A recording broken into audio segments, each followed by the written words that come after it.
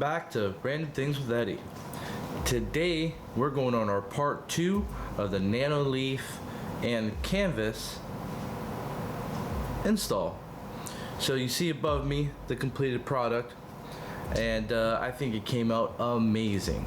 So come on this journey with me as I walk you through the unboxing of the NanoLeafs, and as well as putting them on the board, drilling a hole so that we could run some wiring in the back, and then setting it up. So here we go. So here we have the NanoLeaf Smarter by Design Rhythm Edition light panels. It comes with 9 panels inside with a rhythm module. The NanoLeaf, you can be able to do visualize your music on the panels. Has full spectrum lighting, animated lighting, and voice controls. It also is it is compatible with Apple HomeKit, Amazon Alexa, Google Home, and it's one more thing that I remember. I think I'll cover it later.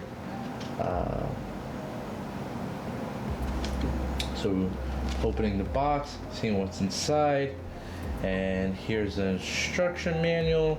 Kind of goes over the app as well as the specifications. Here are the chips that make the connection between all the equilateral triangles, and these panels are 12-inch sides. And I like that they kept a sheet between each panel so that it doesn't scrub the top and kind of give it scratches on the top. And these are the pins that make the connection between the two to send the signals. Here are all 9 panels. Power cable, control module. The control module has 2 buttons on it, one for power, one for going through the different modes. Put that aside. The power brick, and then what makes the magic happen, the rhythm module, the most important piece to me. And here's some 3M tape to apply the panels. What we're going to do right now, we're going to take the panels out, we're going to lay them out in a template of what I kind of want it to look like. We're going to mark it down, then take a pencil and kind of mark where everything's sitting, and then I'm gonna use that to drill some holes so I can run the wire through the backing of this board, and you'll see how that it's all arranged. And let's get to it. Alright, so the design that I was going with was like supposed to be like horns in a sense. I kept it. This was going to be my end design. It just fit very well with the board. I was grabbing the 3M tape so we could kind of get it placed, but what I was trying to do here was seeing, alright, if it's balanced, does it look good, does it feng shui very well. I took a piece of corian and I kind of drew the line so I knew where the center point was. And then I try to use corian to keep it all level with each other, and kind of gave myself some marking points. I know anybody that does handiwork, they're constantly measuring. Not me. I don't care about that measuring stuff. Just put that shit on. And that's the rhythm. That's the control module. I'm trying to mock it up so I could drill a hole through it, and so I could hide all of the cable in the back of the board. And this was me just playing around to see if another design came to mind.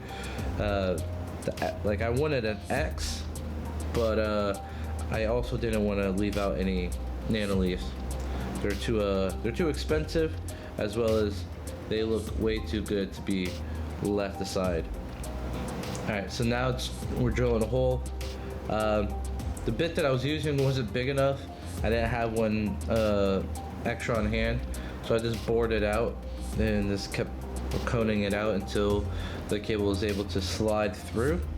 And then I just unraveled it, just fed it through all the way. All right, see how it fit, how it was covered up.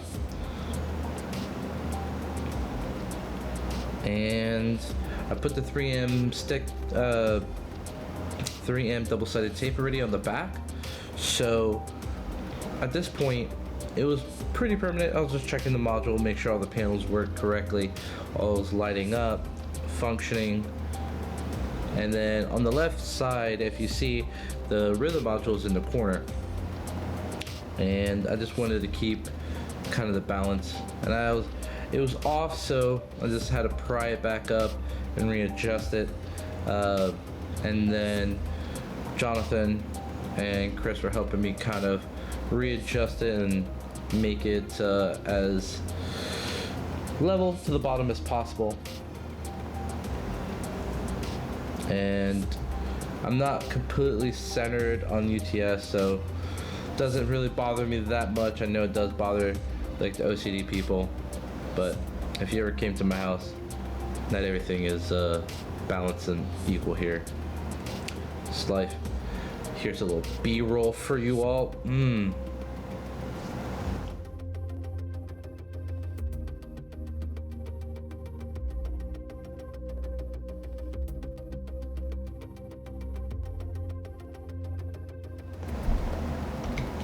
So here's the NanoLeaf app. This is when you first enter the app. You kind of get some selections of what you could do with it. Color coordination at the very top, it was shows what you're currently on, and this is your discover, where you could add more templates and designs to your NanoLeaf. So at the top, there's different selections for music. And this is your Explorer, where you can get your how-tos. Very important when you are getting started with the NanoLeaf.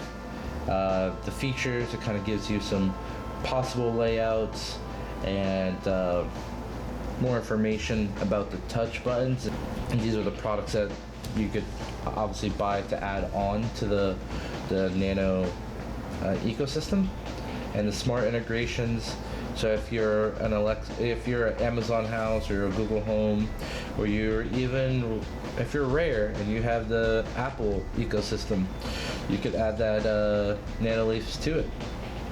And the schedules, you could do a little bit of scheduling, where you could have a little wake up template. It doesn't mean just going through some settings for you guys to look at if you were interested, but definitely the NanoLeaf app is very intuitive, has tons of settings for you to fine-tune the NanoLeaf and the design and template and the bounce, the lights, down to dimming the brightness if it's too bright.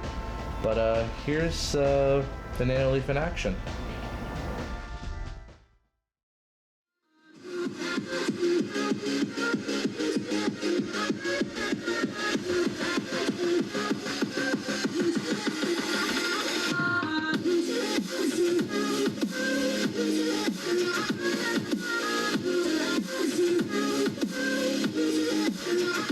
Thanks guys for joining me and my project, two-part project.